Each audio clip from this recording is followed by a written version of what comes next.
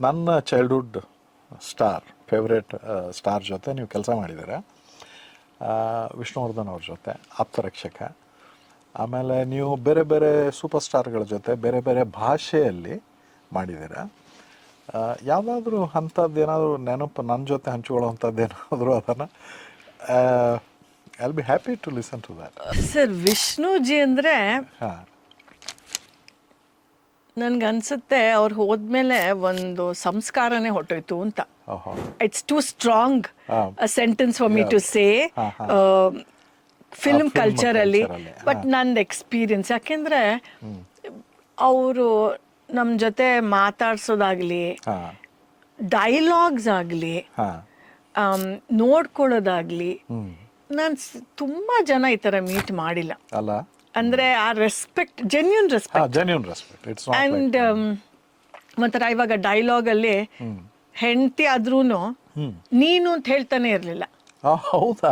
ಅಲ್ಲೂ ನೀವು ಸರ್ ಬೇಡ ಸರ್ ನೀನು ಅಂದ್ರೆ ನನ್ಗೆ ಲಕ್ಷ್ಮೀಜಿ ಅನ್ಬೇಡಿ Vishnuji, but much just call me Lakshmi. No, Lakshmiji.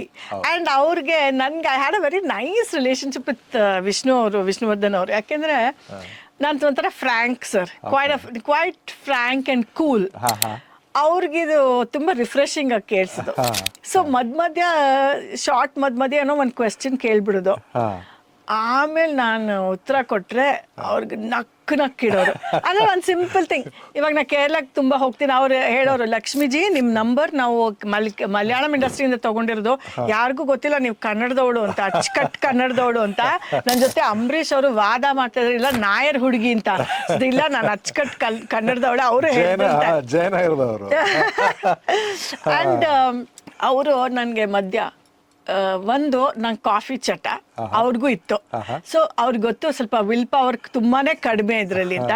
So ಯಾವಾಗಲೂ ಫ್ರೆಶ್ ಒಂದು ಅರ್ಧ ಗಂಟೆಗೆ ಅವ್ನು ಫ್ರೆಶ್ ಫಿಲ್ಟರ್ ಕಾಫಿ ಹಾಕ್ತಾ ಇರ್ತಾರೆ ಸೆಟ್ಟಲ್ಲಿ. ಅವ್ರಿಗೆ ಅದು ಒಂದು ತುಂಬ ಪರ್ಟಿಕ್ಯುಲರ್ ಪೌಡರ್ ಈ ಅಂಗಡಿಯಿಂದಾನೇ ಬರಬೇಕು. ಸೊ ನಾನು ಸರ್ ವಿಷ್ಣುಜಿ ಇವಾಗ ತಾನೇ ಕುಡ್ದಿದ್ದೀನಿ ಅನ್ನೋದು.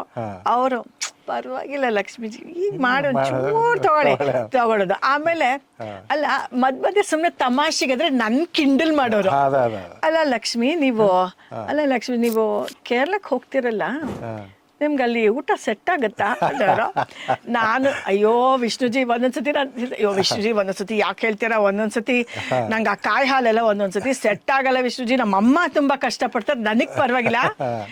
ಹಿಂಗೇನಾರು ಅಂದ್ರೆ ತುಂಬಾ ನಗು ಅವ್ರಿಗೆ.